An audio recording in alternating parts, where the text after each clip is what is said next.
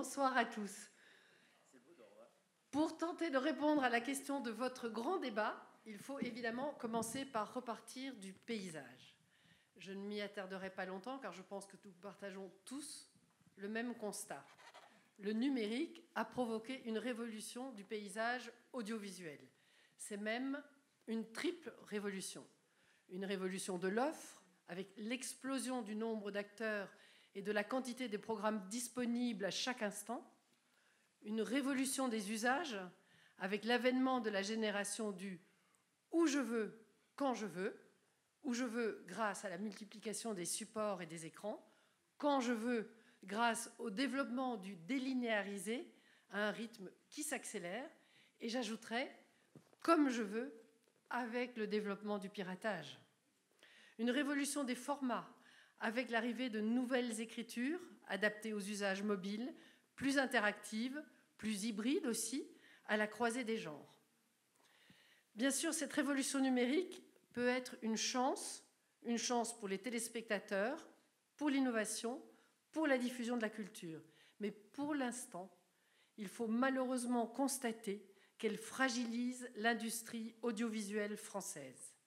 Cette fragilisation trouve encore une illustration très concrète avec la situation actuelle de Canal+, parce que Canal+ est, comme l'ensemble des autres chaînes de télévision françaises, confronté à la concurrence des acteurs comme Netflix, qui sont en mesure de faire des investissements massifs, amortis sur le marché mondial, 8 milliards d'euros dans des contenus originaux en 2018, 125 millions d'abonnés, parce qu'il est une victime, l'audiovisuel français, comme tous les acteurs, et Canal+, comme tous les acteurs de l'audiovisuel et du cinéma, du hold-up, du piratage. Et parce qu'il subit la bulle spéculative actuelle autour des droits sportifs, une spéculation autour d'actifs importants pour notre économie, menée par des acteurs non européens, qui se fait au détriment des téléspectateurs français et du financement de la création. Il est donc indispensable que la France relève le défi de cette révolution numérique. C'est un défi économique et social parce que la filière abrite un grand nombre d'emplois directs et indirects. C'est aussi un défi de souveraineté culturelle, car derrière la filière audiovisuelle, il y a toute la création française qu'elle finance et donc tout notre modèle de diversité culturelle qui est en jeu. Notre politique audiovisuelle traditionnelle est incontestablement mise à l'épreuve. Nous devons donc aujourd'hui engager les changements qui permettront d'assurer la pérennité de notre modèle. Ce que je voudrais vous présenter en quelques mots, c'est la double responsabilité de l'État pour répondre à ces défis. La mission de fixer le cadre de la régulation d'une part, il faut faire évoluer notre modèle de régulation pour passer d'un modèle de gestion de la rareté conçu dans les années 80 et aujourd'hui largement dépassé, à un modèle adapté au nouveau paysage audiovisuel. Une mission d'actionnaire du service public de l'audiovisuel également. L'audiovisuel public doit rester un pilier du paysage audiovisuel français et devenir avec le CNC une locomotive de la transformation numérique pour toute la filière. La régulation, pour commencer. Nous devons l'adapter aux nouvelles réalités du secteur. Il existe aujourd'hui une trop forte situation d'asymétrie entre les règles très contraignantes applicables aux acteurs traditionnels en termes de contenu comme de financement et des règles quasi inexistantes pour les plateformes alors même qu'elles prennent une place de plus en plus importante dans le paysage. Il faut donc se donner les moyens de garantir une concurrence équitable entre tous les acteurs de l'écosystème en réduisant ces asymétries. Il faut en particulier garantir le juste partage de la valeur entre ceux qui créent, ceux qui financent et ceux qui diffusent les œuvres. Cette nouvelle régulation se construit en premier lieu au niveau européen. Et vous le savez, cette première étape a été franchie avec succès en ce qui concerne la directive Services des médias audiovisuels. Ce texte est historique dans l'inclusion des acteurs du numérique à notre modèle. la France a obtenu des avancées majeures qui étaient inespérées. Première victoire, les plateformes devront appliquer les règles des pays dans lesquels elles diffusent et réalisent un chiffre d'affaires. Deuxième avancée majeure, la création d'un quota minimum d'œuvres européennes de 30% dans le catalogue des plateformes de vidéo à la demande. La bataille a été rude, mais nous avons réussi à rallier une majorité. J'en profite pour vous remercier tous pour votre mobilisation collective, sans laquelle nous n'y serions pas parvenus. Cette victoire, c'est la reconnaissance de la pertinence du modèle français, du fait que même dans un monde d'hyper-offre, le libéralisme à tout crin ne suffit pas à garantir la diversité culturelle, car le laisser-faire n'est pas la condition de la liberté de la création. Sans régulation, seule la culture portée par les exigences du marché finit par survivre. Sans régulation, nous mettons en péril les fondements de l'exception culturelle pour laquelle nous nous battons depuis 30 ans, cher Pascal. Un autre fond reste aujourd'hui ouvert, celui du droit d'auteur et du partage de la valeur. Le 25 mai dernier, nous avons obtenu un accord politique au Coreper sur le principe d'une vraie responsabilisation des plateformes, aujourd'hui considérées comme simples hébergeurs. Cet accord permettra d'imposer aux plateformes comme Facebook, Twitter, YouTube de rémunérer les ayants droit dès lors qu'une œuvre est disponible sur leur réseau. La prochaine étape, c'est le vote au Parlement européen le 21 juin prochain. Nous y mettrons toutes nos forces et je compte sur votre mobilisation. Parce que certains combats restent à mener et que nous avons besoin du Parlement pour cela. Je pense tout particulièrement à la consécration d'un droit des auteurs à une rémunération juste et proportionnée. J'ai d'ailleurs des échanges fournis sur ce sujet avec les députés européens. Nous n'avons plus que quelques jours pour gagner cette bataille. Le principe que nous défendons est simple.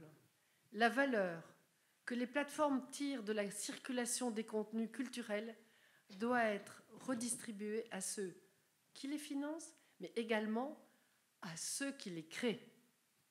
Ce combat pour la régulation, je le porte également au niveau national. C'est l'enjeu de la révision de la loi du 30 septembre 1986 sur la communication audiovisuelle. Elle doit nous permettre de revoir en profondeur notre modèle national pour franchir le cap du numérique avec comme boussole la défense de la diversité culturelle. Elle regroupe 3 combats. La lutte contre le piratage en premier lieu.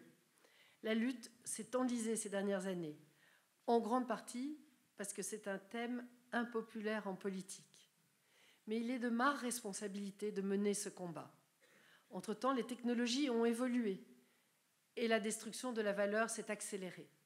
Nous devons agir. J'ai fait des annonces en avril dernier. Nous renforcerons les compétences de l'autorité en charge, la Hadopi, dont le nom sera modifié pour marquer l'entrée dans une nouvelle ère. Elle sera chargée d'établir des listes noires des sites pirates et des multiples sites miroirs associés qui seront utilisés pour prononcer des injonctions de blocage et assécher leurs ressources. Les professionnels seront étroitement associés à la définition de ce nouvel arsenal. Deuxième combat pour la diversité culturelle, la révision de notre modèle de financement. Premier impératif, y faire entrer les nouveaux diffuseurs. Ils correspondent à une diversité croissante d'acteurs, les fournisseurs d'accès à Internet bien sûr, mais aussi les plateformes de partage de vidéos et les magasins d'applications sur tablettes et smartphones. La transposition de la directive SMA apportera une première réponse pour les services médias audiovisuels à la demande, comme pour les services linéaires installés à l'étranger. Les services de la Direction générale des médias et des industries culturelles, comme ceux du CNC, travaillent déjà sur les modalités de cette transposition. Mais ce chantier ne s'arrête pas là. La situation de Mediapro, qui a acheté pour une somme très élevée des droits de la Ligue 1, doit nous conduire à nous interroger sur la contribution de ce type d'acteurs au financement de la création, en particulier par le biais de la fiscalité affectée au CNC. Ce chantier doit être mené sans tabou. Dans le domaine du cinéma, nous devons également réviser la chronologie des médias. Les plateformes de VOD par abonnement qui s'engagent à investir massivement dans la création doivent pouvoir bénéficier d'une fenêtre de diffusion accélérée au lieu de la fenêtre actuelle de 36 mois. Là encore, constatant que les discussions s'enlisaient, j'ai repris la main sur le dossier. J'ai échangé personnellement avec l'ensemble des membres de la filière. Elle n'a pas le droit à l'échec, elle doit se rassembler. C'est son avenir qui est en jeu. Un texte de compromis va être proposé. Il y a eu un temps pour discuter et négocier. Il est maintenant temps de signer. Deuxième impératif, défendre les acteurs historiques du financement de la création.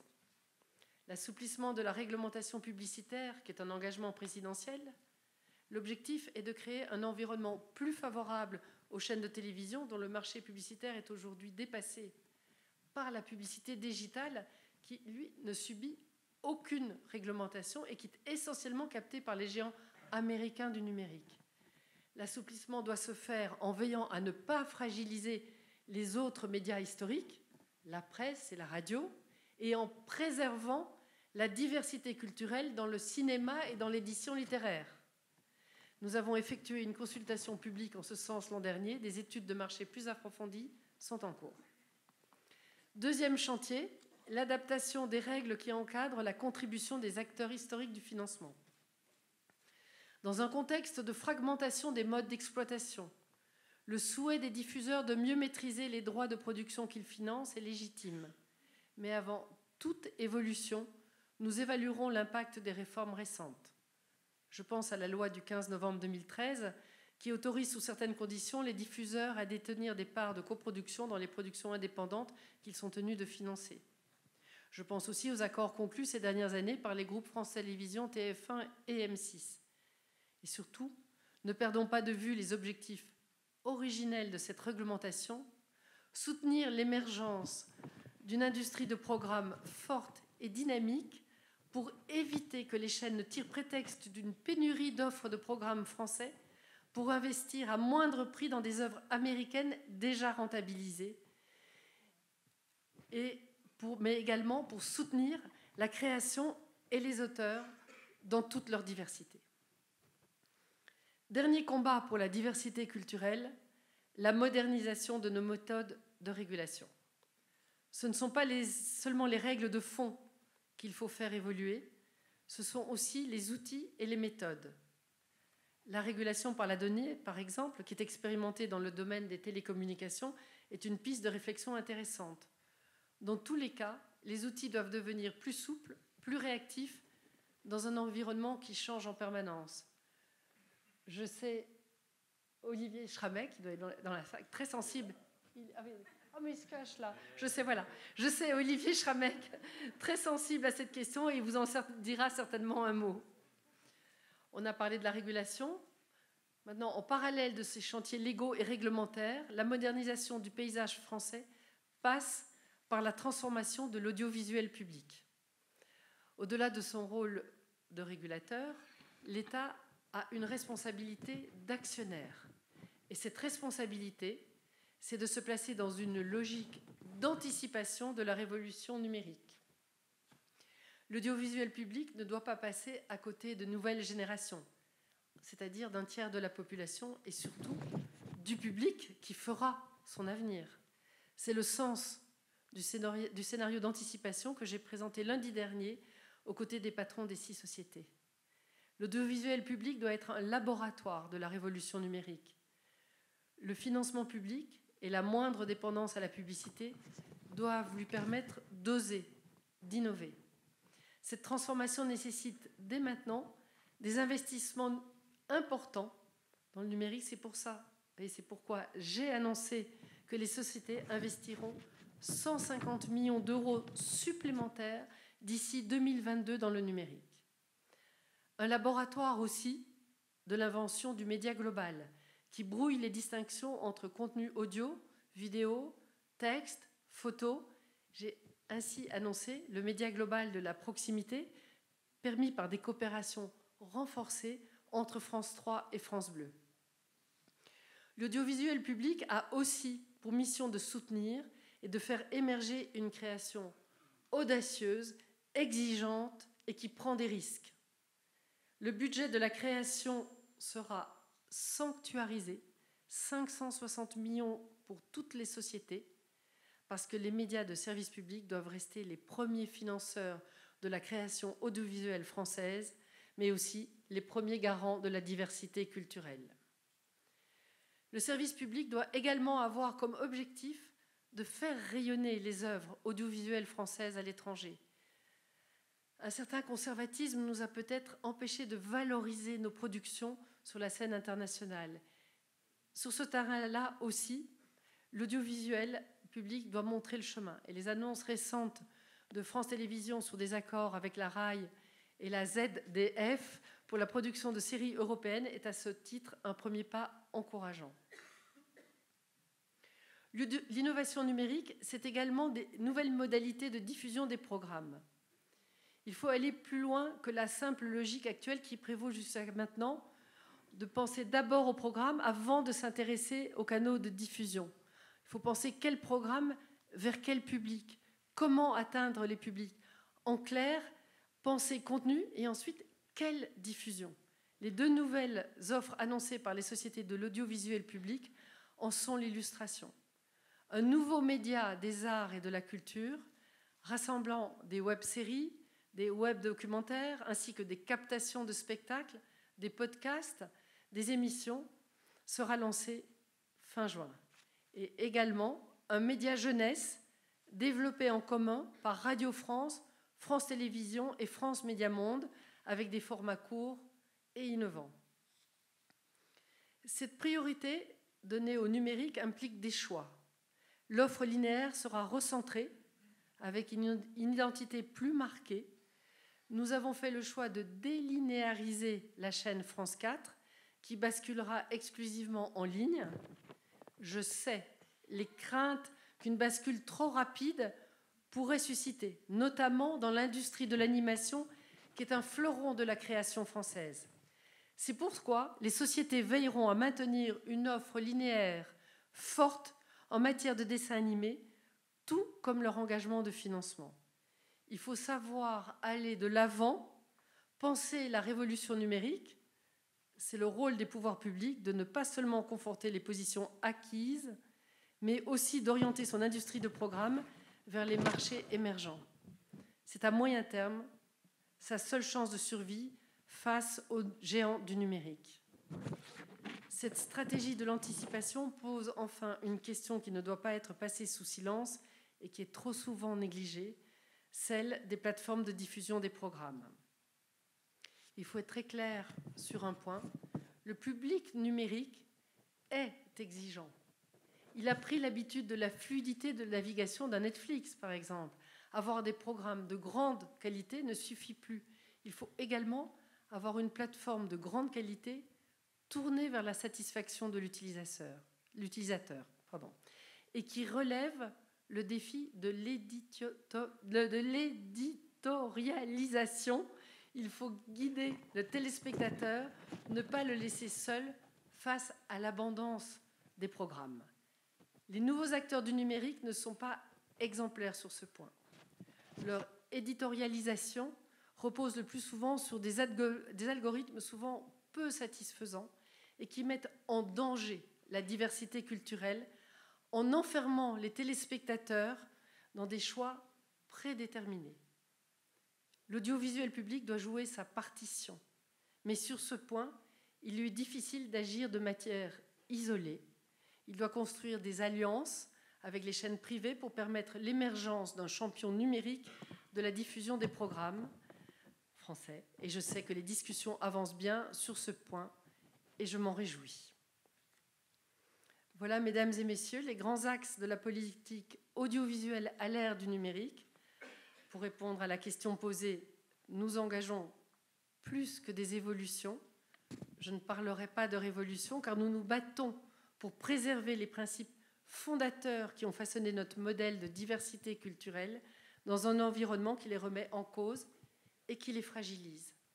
Nous engageons des transformations profondes dans la régulation et dans le service public, des transformations qui doivent permettre à notre politique audiovisuelle française de placer la France au premier rang de la révolution. Je vous remercie.